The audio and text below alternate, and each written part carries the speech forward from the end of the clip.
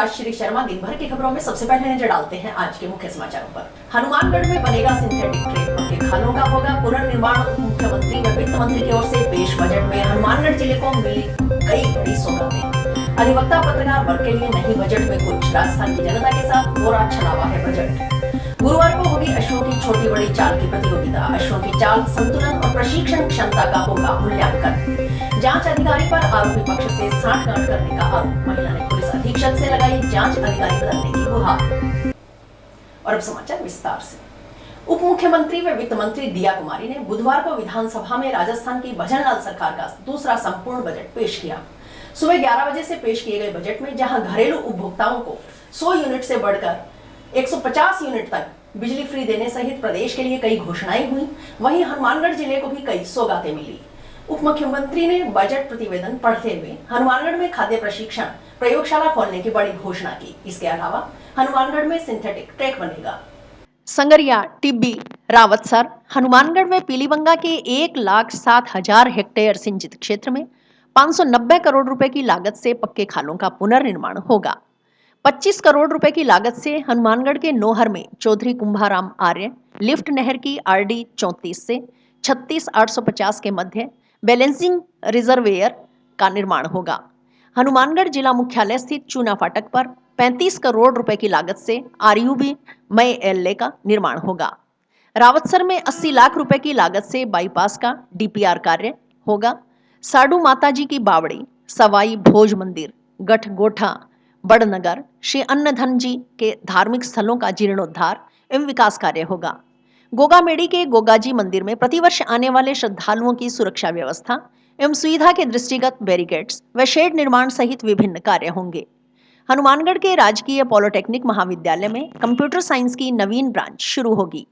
भादरा तहसील के रायसलाना के उप स्वास्थ्य केंद्र को प्राथमिक स्वास्थ्य केंद्र में क्रमोन्नत किया गया है।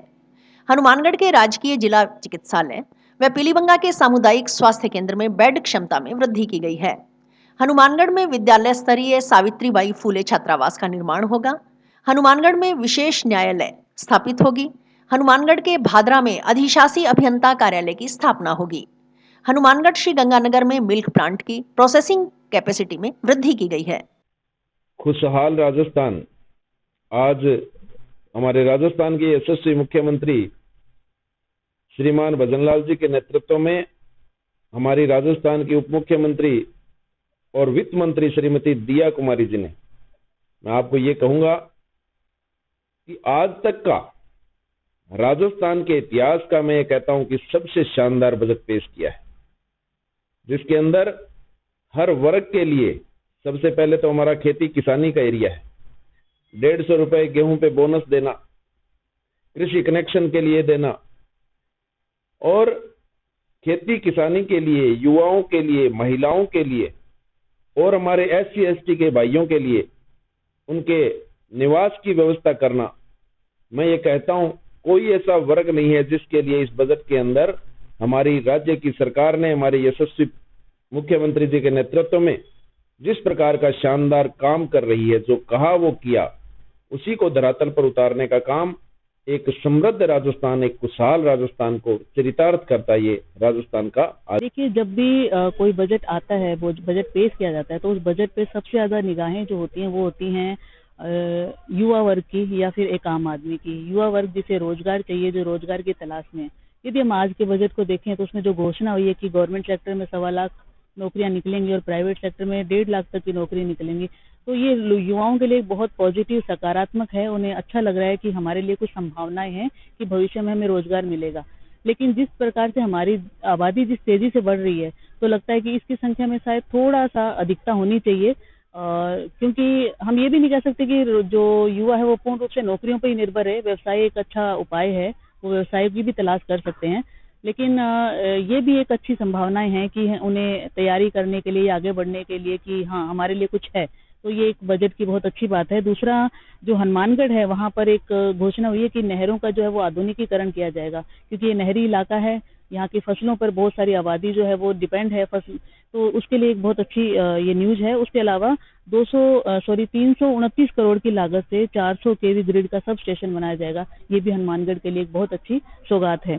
इसके अलावा यदि हम महिलाओं के लिए यदि बात करें तो महिलाओं के लिए एक योजना जो है वो शुरू की गई है कि जिसके अंतर्गत महिलाओं को 1 लाख रुपए तक का जो है लोन दिया जाएगा।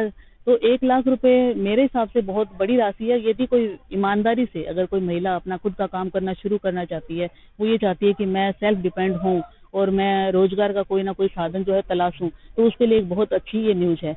तो कुल मिलाकर जो बजट के लिए कहेंगे कि बहुत सारी अच्छी सरकार द्वारा बजट घोषणा युवाओं के लिए बहुत अच्छा है। इसमें 1,25,000 सरकारी नौकरियों की भर्ती की घोषणा की गई। वह 1,50,000 निजी क्षेत्र में रोजगार के अवसर उपलब्ध करवाने के लिए कहा गया। 50,000 युवा कौशलों के माध्यम से रोजगार उपलब्ध करवाने के लिए बोला गया।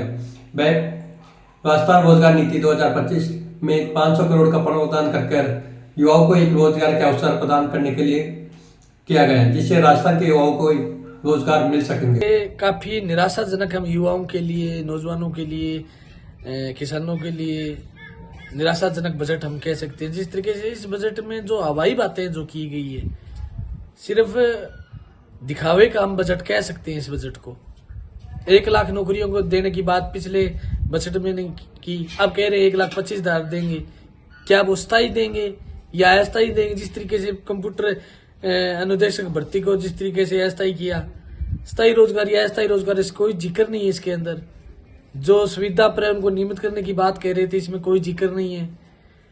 इसलिए हम कह सकते हैं ये सिर्फ बजट है जो थोथा और थोथी घोषणा है। विधि विद्यार्थी पंकज मिश्रा ने कहा कि सरकार की ओर से पेश किए गए बजट में कुछ अच्छे कदम उठाए गए, इनका वे स्वागत करते हैं। सरकार ने बुजुर्गों के लिए पेंशन में वृद्धि की है, पेट्रोल डीजल के दाम सस्ते करने की बात कही है, कुछ भर्तियां निकाली गई हैं, लेकिन सरकारें हर बार बजट में घोषणाएं करती हैं। युवाओं के लिए भर्तियों की घोषणा की जाती है, लेकिन यह भर्तियां तय कार्यक्रम के अनुरूप नहीं हो पाती। अगले साल फिर उन पेंडिंग भर्तियों को मिलाकर नई भर्ती की घोषणा कर दी जाती है। इस बजट में 1,25,000 नई भर्तियां युवाओं के लिए निकाली गई हैं। सरकार की ओर से बड़े बड़े कोर्सेज बच्चों को करवाकर अपनी पीठ थपथपाई जा रही है।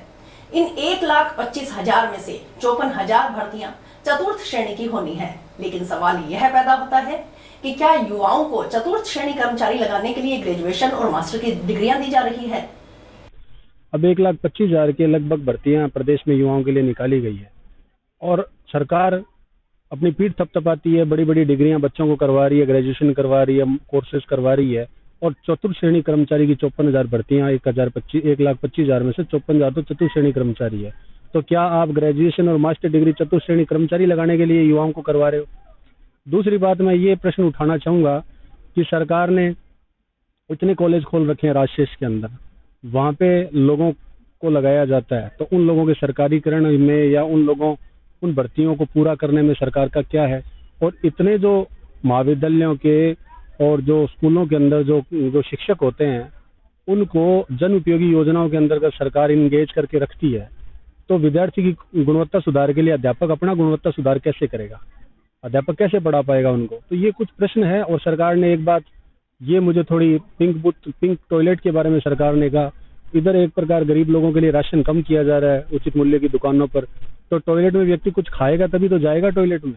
तो इसलिए मेरा सरकार से गुजारिश है कि जो गरीब लोग हैं उनको समानता में लाने के लिए सरकार को उनको सुविधाएं देनी चाहिए और बढ़ानी चाहिए। सब्सिडी का कंसेप्ट का मैं सपोर्ट करता हूँ, सब्सिडी का कंसेप्ट होना चाहिए, लेकिन इसकी जो मूल्यांकन होना चाहिए, इसका मूल्यांकन होना चाहिए कि जायज व्यक्ति को सब्सिडी मिले। बाकी पत्रकारों के लिए सरकार ने, एडवोकेट्स के लिए सरकार ने कुछ नहीं किया। एडवोकेट्स के लिए, क्योंकि वर्तमान में जो लीगल इश्यू आ रहे हैं, जो हमारे पत्रकारों की सुरक्षा है, जो हमारे वकीलों की सुरक्षा है, तो वकीलों को जो युवा वकील बनना चाहते हैं, जो युवा पत्रकार बनना चाहते हैं, आज डिग्रियां कर ही नहीं पा रहे हैं। आज पत्रकार कोई डिग्री करना चाहे, कोई नौजवान इस पेशे में जाना चाहे, आज कॉलेज विद्यालयों के अंदर सिर्फ परंपरागत कोर्स ही करवाए जा रहे हैं, व्यावसायिक कोर्स नहीं करवाए जा रहे। तो रोजगार के जो साधन है वो एक क्षेत्र में ही सिमट कर रह गए। आज कोई व्यक्ति कुछ प्रोफेशनल कोर्स में करना चाहे तो कर नहीं पाएगा। सरकार ने BBA वगैरह, BCA वगैरह चालू करके कुछ कदम उठाया था, लेकिन सरकार को बड़े लेवल पर फोटोग्राफी है, सिनेमेग्राफी है या पत्रकारिता है या पशुधन है, इस प्रकार के प्रोफेशनल कोर्स करवाने चाहिए। जिला कांग्रेस कमेटी के अध्यक्ष सुरेंद्र दादरी ने राजस्थान की भाजपा सरकार की ओर से बुधवार को आगामी वित्त वर्ष के लिए पेश किए गए बजट को हर वर्ग के लिए निराशाजनक बताया है।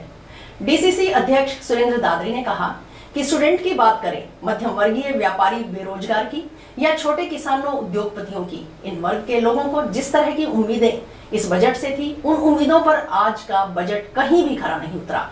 दादरी ने हनुमानगढ़ श्री गंगानगर जिले के संदर्भ में कहा कि हनुमानगढ़ श्री गंगानगर जिले का युवा बेरोजगारी से त्रस्त होकर जिस तरह से नशे की चपेट में है, उन युवाओं को नशे की चपेट से बाहर निकालकर मुख्य धारा में रोजगार देकर किस प्रकार से लाया जाएगा, इस तरह की स्पष्ट घोषणा भी आज के बजट में नहीं की गई। यह भी अत्यंत निराशाजनक है। राजस्थान की भाजपा सरकार द्वारा आगामी वित्तीय वर्ष के लिए जो बजट पेश किया गया है, हर वर्ग को निराश करने वाला बजट है। चाहे स्टूडेंट्स की बात करें, चाहे मध्यम वर्ग व्यापारी की बात करें, चाहे छोटे किसानों की बात करें, चाहे छोटे उद्योगपतियों की बात करें, चाहे रोजगार के संबंध में बेरोजगारों की बात करें, इन वर्ग के लोगों को जिस तरह की उम्मीदें आज के बजट से थी, उन उम्मीदों पे आज का बजट कहीं भी खरा नहीं उतरता है। मैं हनुमानगढ़ गंगानगर जिले के संदर्भ में विशेष रूप से मीडिया के माध्यम से कहना चाहूंगा कि हनुमानगढ़ गंगानगर जिले का युवा बेरोजगारी से त्रस्त होके जिस तरह से नशे की चपेट में है, उन युवाओं को नशे की चपेट से बाहर निकालकर मुख्य धारा में रोजगार देके किस प्रकार से लाया जाएगा, इस तरह की स्पष्ट घोषणा भी आज के बजट में नहीं की गई है, वो भी अत्यंत निराशाजनक है। इसी प्रकार राजस्थान की नवरत्नों में से एक नवरत्न हनुमानगढ़ गंगानगर जिले की स्पिनिंग मिल, जो गत भाजपा के शासन में ही बंद हुई थी, उस स्पिनिंग मिल को गत कांग्रेस के शासन में माननीय अशोक जी गहलोत द्वारा पुनः शुरू करने की घोषणा की गई थी और हनुमानगढ़ गंगानगर जिले के किसान और व्यापारियों को ये उम्मीद थी कि आज के बजट के अंदर स्पिनिंग मिल को पुनः शुरू करने के संदर्भ में भी भाजपा सरकार द्वारा बजट में कोई घोषणा की जाएगी, उस संदर्भ में भी कोई घोषणा नहीं की गई। यह भी हनुमानगढ़ गंगानगर जिले के लिए अत्यंत ही निराशाजनक है। इसी प्रकार गत विधानसभा चुनाव में भाजपा ने अपने चुनाव घोषणा पत्र में पेट्रोल और डीजल के दाम पड़ोसी राज्यों के बराबर करने और गैस सिलेंडर 450 रुपए में देने का जो वायदा किया था, उस संदर्भ में भी आज बजट के अंदर किसी भी तरह का प्रावधान या घोषणा नहीं की गई है। इससे भी हर वर्ग के लोगों को आज के बजट से निराशा हाथ लगी है। और साथ ही साथ मैं ये भी कहना चाहूंगा कि गत वित्तीय वर्ष में भाजपा सरकार द्वारा बजट के अंदर जो घोषणाएं की गई थी, उन घोषणाओं में से कितनी घोषणाएं धरातल पे उतरी, कितनी घोषणाओं का क्रियान्वयन हुआ, उस संदर्भ में भी आज के बजट भाषण में वित्त मंत्री द्वारा किसी भी तरह का वक्तव्य नहीं दिया गया, वो भी निराशाजनक है। इस बार राजस्थान बजट में हनुमानगढ़ को ढेरों सौगातें मिली है। भाजपा नेता अमित चौधरी ने उप मुख्यमंत्री दिया कुमारी और मुख्यमंत्री भजनलाल शर्मा से हनुमानगढ़ के विकास के लिए जो मांगे की थी, वह लगभग पूरी हुई है। भाजपा नेता अमित चौधरी की हनुमानगढ़ जंक्शन में चूना फाटक पर अंडरपास निर्माण, जिला चिकित्सालय में बेड बढ़ोतरी करने, जंक्शन में खेल के लिए सिंथेटिक ट्रैक का निर्माण, हनुमानगढ़ के लिए खाद्य प्रशिक्षण प्रयोगशाला, Fatehgarh minor, Srinagar minor, Jodkiya minor, MMK और एमजीडी के पुनर्निर्माण, पक्के खानों के लिए 590 करोड़ रुपए का बजट आवंटन की मांग, पोक्सो कोर्ट निर्माण, ग्रामीण अटल पथ पर आज राजस्थान बजट में घोषणा हुई है। भारतीय जनता पार्टी सरकार राजस्थान में आदरणीय मुख्यमंत्री यशस्वी भजनलाल जी शर्मा के नेतृत्व में आदरणीय दिया कुमारी जी ने आज विधानसभा में बजट पेश किया। यह बजट आम आदमी को छूने वाला बजट है। इस बजट में न केवल किसानों के लिए किसान सम्मान निधि को बढ़ा के 9,000 रुपए किया, साथ ही साथ किसानों के उत्तम सिंचाई के लिए, खाड़ों के निर्माण के लिए पैसा दिया। हनुमानगढ़ विधानसभा की जो मैं बात करूं तो हनुमानगढ़ विधानसभा में Fatehgarh minor, Srinagar minor, MMK, MZD और जेआरके जोड़किया वितरिका, इन नहरों के पुनर्निर्माण के लिए सरकार ने बजट दिया। साथ ही साथ हम लोगों की एक बहुत पुरानी मांग थी अपने चूना फाटक में अंडरपास के निर्माण की स्वीकृति भी इस बजट में दी गई। साथ ही साथ हमारे जो गवर्नमेंट हॉस्पिटल की मांग थी उसके बेड क्षमता बढ़ाने की, वो भी इस बजट में हमें उम्मीद थी और बढ़ा भी इस बजट में। साथ ही साथ खेलों को प्रोत्साहन देने के लिए राजीव गांधी स्टेडियम है, उसमें सिंथेटिक ट्रैक की घोषणा की गई। हमारे जो सड़कें थी उनके रीकारपेट के लिए भी इस योजना में हमें बजट मिला। साथ ही साथ फूड सेफ्टी लैब की घोषणा करके मुख्यमंत्री ने प्रत्येक वर्ग, मुख्यमंत्री जी के नेतृत्व में प्रत्येक वर्ग को दिया कुमारी जी ने छुआ है। आम आदमी के लिए 100 यूनिट मुफ्त बिजली से 150 यूनिट करके हर व्यक्ति हर पहलू को छूने का प्रयास किया। सड़कों के लिए और नहरों के लिए और सिंचाई के पानी के लिए जो बजट की घोषणा की है, मैं निश्चित तौर पे आम व्यक्ति के फायदे के लिए, साथ ही साथ मैं मुख्यमंत्री जी को और दिया कुमारी जी को। आम आदमी पार्टी के जिलाध्यक्ष सुरेंद्र बेनीवाल ने कहा कि जो सरकार किसानों के कर्ज माफी के वादे को लेकर सत्ता में आई थी उसकी कहीं कोई चर्चा नहीं, न ही किसानों की फसल का MSP पर खरीद का प्रावधान किया गया है। आंगनबाड़ी केंद्रों में सप्ताह में 5 दिन दूध देने की घोषणा की गई है, लेकिन सरकारी स्कूलों में दूध देने की योजना पहले ही अधरजुल में है। बेनीवाल ने कहा कि हनुमानगढ़ जिले को इस बजट में कुछ नहीं मिला, स्पिनिंग मिल की कहीं चर्चा नहीं हुई। राजस्थान में कानून व्यवस्था के हालात बद से बदतर है, लेकिन इस बजट में महिला सुरक्षा के लिए कुछ नहीं दिया गया। 1.25 लाख भर्तियां करने की बात कही गई है, लेकिन राजस्थान में बेरोजगार की फौज खड़ी है। बजरंग जी की सरकार ने बजट पेश किया है और इस बजट में ये कह रहे हैं ये बजट बहुत बढ़िया है। मैं सरकार से पूछना चाहता हूँ, जो सरकार किसानों की कर्ज माफी के वादे को लेकर के सत्ता में आई थी, किसानों की कर्ज माफी की कोई चर्चा नहीं हो रही है। किसानों को न्यूनतम समर्थन मूल्य पे फसलों की खरीद का कोई सरकार की तरफ से इसमें प्रावधान नहीं किया गया है।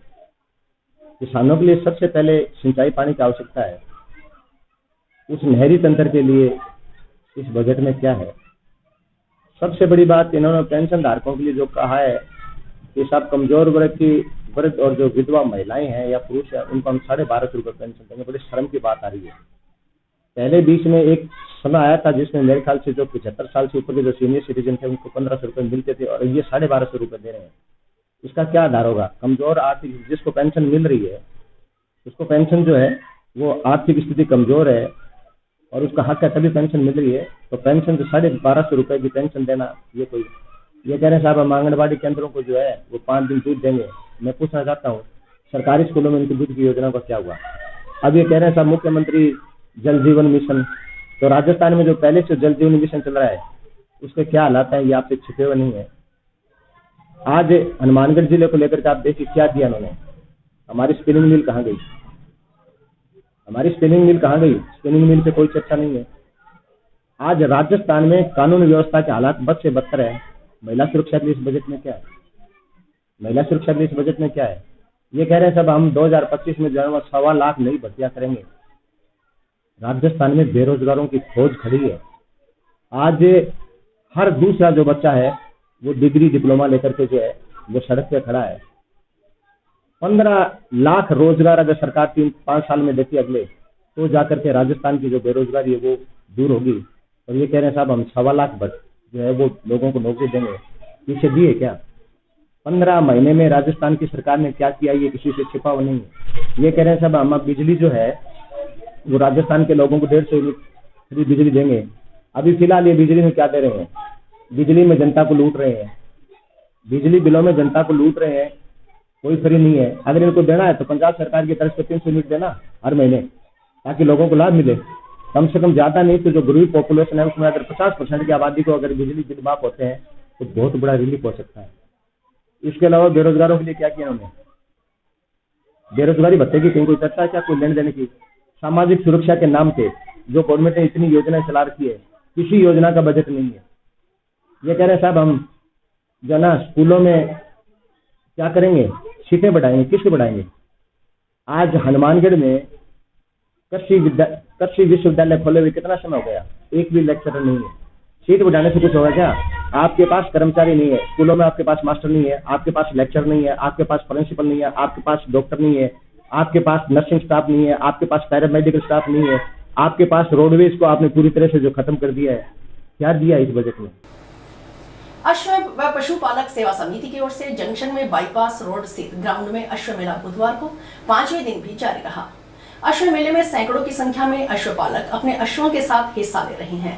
अश्वों की प्रतियोगिताएं दर्शकों को अपनी तरफ आकर्षित कर रही हैं। मारवाड़ी और नुकरा नस्ल के सुंदर और प्रशिक्षित अश्व दर्शकों के आकर्षण का केंद्र बने हुए हैं। समिति अध्यक्ष रिचपाल सिंह मान ने बताया कि गुरुवार को मेले में अश्वों की छोटी और बड़ी चाल की प्रतियोगिता आयोजित की जाएगी। इस प्रतियोगिता में अश्वों की चाल, संतुलन और प्रशिक्षण क्षमता का मूल्यांकन किया जाएगा। वहीं शुक्रवार को मेले का सबसे रोमांचक आकर्षण अश्व नृत्य प्रतियोगिता होगी। इसमें अश्व अपने प्रशिक्षकों के निर्देशन में नृत्य प्रस्तुत करेंगे। उन्होंने बताया कि मेले में पशुपालन विभाग की टीम की ओर से अश्वों के स्वास्थ्य की जांच की जा रही है ताकि पशुओं की देखभाल सुनिश्चित की जा सके। साथ ही नगर परिषद की ओर से मेला मैदान में निरंतर पानी का छिड़काव किया जा रहा है ताकि धूल मिट्टी की समस्या को नियंत्रित किया जा सके और मेले में आने वाले दर्शकों व पशुपालकों को किसी प्रकार की असुविधा न हो। इस मेले के आयोजन में समिति के करनी सिंह गिल, भरपूर सिंह, मोहन सिंह, धन सिंह सहित अन्य सदस्य सहयोग कर रहे हैं। ये हनुमानगढ़ मेला 15 तारीख से लेके 21 तारीख तक और कल 20, आज तो होगी इसकी डिस्प्ले 19 तारीख को और 20 को इसकी होगी छोटी चाल, बड़ी चाल और 21 को शाम को 4 बजे नाच होगा। 22 को समापन होगा। बहुत अच्छी कंडीशन है मेले की। लगभग 800-900 घोड़ी इस मेले के अंदर आ चुकी है, अभी भी आ रही है और भी आ रही है। मेरा नाम है घोड़ा जी, उम्र है 20 साल की। 5 बार ये चैंपियन आया हुआ हनुमानगढ़ से, मुक्तसर 3 नंबर पे आया हुआ। बच्चे बहुत चंगे है। वो बच्चा हीरा खड़ा पहले पास, रिजल्ट बहुत चंगा है। इसको नीरा दाना, मूंगफली का नीरा और दाना, छोले। पिंड अपना दमदमा सरसा जिला हरियाणा जी, और हरियाणा पिंड जिला सरसा जी अपना। हाँ जी, ये पदम घोड़ा नाम है ਇਹਦਾ ਜੀ। 70+ ਦੀ ਹਾਈਟ ਹੈ ਜੀ। ਇਹਦੇ 'ਚ ਬਾਡੀ ਸਟਰਕਚਰ ਬਹੁਤ ਚੰਗਾ ਹੈ ਇਹਦਾ ਜੀ ਤੇ ਮੰਨ ਲਓ ਵੀ ਸਪੋਰਟਲੈਸ ਘੋੜਾ ਹੈ ਜੀ ਇਹ। ਇਹਦੇ ਬੱਚੇ ਵੀ ਬਹੁਤ ਜ਼ਿਆਦਾ ਨੈਚੁਰਲ, ਬਹੁਤ ਵਧੀਆ ਬਿਊਟੀ ਆ ਰਹੀ ਹੈ। ਮਾਰਵਾੜੀ ਕੰਨ ਆ ਰਿਹਾ ਜੀ, ਬਹੁਤ ਜ਼ਿਆਦਾ ਕੁਆਲਿਟੀ ਹੈ, ਬਹੁਤ ਸਾਰਿਆਂ ਦਾ ਪਿਆਰ ਹੈ। ਮੇਰੇ ਪਿੰਡ ਦਾ ਮੈਨੂੰ ਬਹੁਤ ਜ਼ਿਆਦਾ अलीशान का ये पाका वाला घोड़ा। क्या क्या खासियत है? खासियत अलीशान का ये डायरेक्ट और इसके रिजल्ट पहले बहुत अच्छे आए हैं और इसकी काफी दाम में बच्चियां बिकी है इसकी। हाँ, अच्छा रेट मिला बच्चों को इसका। इसकी हाइट तो 63.5 ही होगी। हाँ, लेकिन ये अलीशान ब्लड है डायरेक्ट। समाचार अभी और भी है, देखते रहिए स्काई चैनल। नमस्कार दोस्तों, मैं डॉक्टर निधि डोमेवाले फोकस नागपाल आई हॉस्पिटल से, जो 40 साल से आँखों की बहुत अच्छी सर्विस दे रहा है। आपको ये बताते हुए मुझे खुशी हो रही है कि अब चश्मा निकालने का ऑपरेशन जो लेज़र द्वारा किया जाता है, जिसे लेसिक कहते हैं, वो यहाँ पर शुरू हो चुका है। लेसिक यानी लेज़र द्वारा आपके आँख का चश्मे का नंबर हटाया जाता है। ये चश्मे का नंबर हटाने के लिए लेज़र किरणों का प्रयोग किया जाता है। हमारे यहाँ हनुमानगढ़ में आधुनिक तकनीक की मशीनें हैं जो FDA अप्रूव्ड है, जो आपकी आंखों के लिए बहुत सुरक्षित है। बिना नुकसान के आपका चश्मे का नंबर हट जाएगा। लेसिक ऑपरेशन से मरीज़ को घबराने की कोई ज़रूरत नहीं है, क्योंकि इस ऑपरेशन में आपको आँख में कोई टीका लगवाने की ज़रूरत नहीं है। हम आँख को एक ड्रॉप यानी एक दवाई के द्वारा सून करेंगे, उसके बाद आपका ऑपरेशन होगा जो कि 10 से 15 मिनट में हो जाएगा। चलो आए, लेसिक ऑपरेशन के द्वारा अपनी नई ज़िंदगी की शुरुआत करें और चश्मा से मुक्त हो जाए। इन्फ्लुएंजा बी वायरस की चपेट में आने से 4 बच्चों की मौत के बाद सतर्क हुए चिकित्सा विभाग की ओर से बुधवार को जंक्शन के खुंजा स्थित PSC में आउटरीच कैंप आयोजित किया गया। इसमें इंचार्ज डॉक्टर विक्रम सिंह के नेतृत्व में 3 डॉक्टरों की टीम ने सेवाएं देते हुए कुल 101 बच्चों की जांच की। मुख्य चिकित्सा एवं स्वास्थ्य अधिकारी डॉक्टर नवनीत शर्मा ने कैंप का निरीक्षण किया। CMHO डॉक्टर नवनीत शर्मा ने बताया कि जंक्शन में खुंजा में बच्चों के सर्वे व इलाज के लिए आउटरीच कैंप लगाया गया। इंचार्ज डॉक्टर विक्रम सिंह के नेतृत्व में 3 डॉक्टरों की टीम ने कैंप में सेवाएं दी। टीम ने 101 बच्चों की जांच की। इनमें एक बच्चे को ज्यादा बुखार था, उस बच्चे को दवाइयां दी गई हैं। साथ ही जिला अस्पताल में जांच करवाई जा रही है। हालांकि बच्चा ठीक है, उसके परिजनों से भी बात की गई। सर्वे में कोई गंभीर रोगी निकलकर सामने नहीं आया। सीएमएचओ डॉक्टर शर्मा ने बताया कि मंगलवार को 4 अलग अलग टीमों ने सर्वे किया था। चारों टीमों ने करीब 150 घरों में सर्वे किया था। सर्वे में एक बच्चा जो निजी अस्पताल में भर्ती है, उसके इलाज के बारे में निजी अस्पताल संचालक से बात की गई। वह बच्चा भी ठीक है, अभी तक चिंता की कोई बात नहीं है। बच्चे इलाज के बाद ठीक हो रहे हैं। सरकारी स्कूलों में भी टीमें सर्वे कर रही हैं। में खुंजा में हमारी आरआरटी टीम हमने लगाई थी सर्वे के लिए, बच्चों के और इलाज के लिए भी उसी स्थल पे। तो हमारी जो युवा में अर्बन की पीएचसी है या खुंजा में हमने कैंप रखा हुआ था और एक आउटरीच कैंप भी था, वो भी हमने सम्मिलित रूप से यहाँ पे चलवा दिया है। तो हमारे इंचार्ज हैं जो यहाँ पे डॉक्टर विक्रम सिंह जी हैं, और हमने जिला अस्पताल से भी पीडियाट्रिशियन बुलाए हुए हैं, और एक हमारे एमओ, मतलब 3 डॉक्टर्स थे यहाँ पे।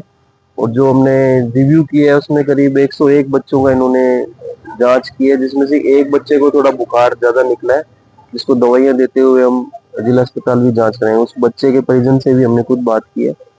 तो वैसे तो बच्चा ठीक है और ऐसा कोई गंभीर रोगी निकल के नहीं आया। संगरिया पुलिस थाना में दर्ज मुकदमे की जांच कर रहे अधिकारी पर आरोपियों के साथ सांठगांठ करने का आरोप लगाते हुए एक महिला ने बुधवार को पुलिस अधीक्षक से लिखित शिकायत की। महिला ने इस मुकदमे की जांच किसी अन्य अधिकारी से करवाने की गुहार लगाई। सिमरजीत कौर निवासी वार्ड 11 रतनपुरा तहसील संगरिया ने बताया कि राजू, शर्मिला, सोनू, शर्मिला की माता व 5-6 अन्य पुरुष व महिलाएं 14 जनवरी को गाड़ी नंबर RJ 314650 में सवार होकर आए। उनके घर का गेट तोड़कर जबरदस्ती घर में घुसे। उसे, उसकी पुत्री द्रौपदी व पुत्र वीरेंद्र को उठाकर अपने घर ले गए। वह मारपीट कर गंभीर चोटें मारी। उसने इस संबंध में 15 जनवरी को इन लोगों के खिलाफ संगरिया पुलिस थाना में मुकदमा दर्ज करवाया। मुकदमे की जांच संगरिया थाना के हेड कांस्टेबल कैलाश चंद कर रहे हैं। सिमरजीत कौर ने आरोप लगाया कि जांच अधिकारी की ओर से अभी तक नामजद आरोपियों के खिलाफ कोई कार्रवाई नहीं की गई, न ही आरोपियों को अभी तक गिरफ्तार किया गया है। सिमरजीत कौर ने आरोप लगाया है कि जांच अधिकारी की आरोपियों के साथ सांठगांठ है। वह आरोपियों के साथ बैठकर पार्टी करता है। जब वह व उसके परिजन अपने मुकदमे में कार्रवाई करने की गुहार लेकर संगरिया थाना में जाते हैं तो जांच अधिकारी उन्हें डरा धमकाकर वहां से भगा देता है। कार्रवाई न होने से आरोपियों के हौसले बुलंद हैं। वे उसे व उसके परिवार को जान से मारने की धमकी दे रहे हैं। आरोपी कहते हैं कि उनकी पुलिस से सांठगांठ है, इसलिए वे उनका कुछ नहीं बिगाड़ सकते।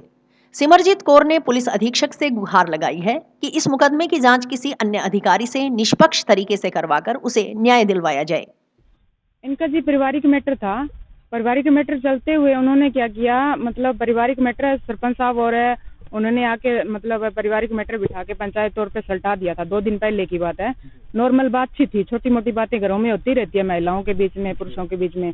तो उन्होंने क्या मतलब काफी सारा झगड़ा कर लिया। वो उसने 2-3 परिवादी ने 2-3 शादी करवा रखी है, 2 की 6 शादी करवा रखी है। ऑर्केस्ट्रा वाला काम करता है, जो अच्छी लगती है वो ले आता है और जो 4-6 महीने रख के और भगा देता है, फिर दूसरी शादी कर लेता है, फिर उसके बाद फिर ले आता है, फिर उसको भगा देता है, फिर और जो ऑर्केस्ट्रा में आ जाती है नाचने के लिए उनको उठा के फिर ले आता है। तो अभी उसके पास आई है छठी औरत आई है। उसने परिवाद किया था कि परिवार में नॉर्मल कोई लकड़ लुकड़ थी, उसकी वजह से उनका परिवाद बजा था। अभी उन्होंने अवेयर स्टेट से मतलब आदमी बुला लिए, हरियाणा से बुला के इनको घर में घुसा दिया सुबह 6 बजे। पहले इसको आवाज भी लगाई है, ऐसी बात नहीं, आवाज लगाई है कि घर में मेरे परिवार वाले आए हुए हैं, पीर पक्ष से आए हुए हैं, तो आप आके इनके साथ बातचीत कर लो। अच्छा 6 बजे कौन सी बात होती है? दीदी बोली अभी तक कोई उठा नहीं है, कोई बात नहीं, सरपंच को बुला लेंगे और उसके बाद में बातचीत कर लेंगे, कोई बात नहीं है, तो आ जाएंगे क्या। फिर भी उन्होंने क्या कि इतना कहते ही उन्होंने दीवार पर वार कर दिया राड़ों से, जो भी उनके पास हथियार थे उनसे गेट वगैरह तोड़ दिए। तोड़ने के बाद दीदी को घर में घुस गए दोनों। पहले तो देवर घुसा, फिर उसके बाद में देवरानी घुसी, उसके पीछे पीछे आदमी घुस गए, गेट तोड़ के बढ़े है अंदर वो, और दीदी को उठा के ले गए। बच्ची बीच में आई तो बच्ची को भी उठा के ले गई। उसको न्याय मिलना चाहिए। मेरी नंद ने आज तक किसी का बुरा नहीं किया, तो उसको न्याय मिलना चाहिए। और इसी के साथ समाचार समाप्त हुए। रोजाना देखते रहिए समाचार। नमस्कार।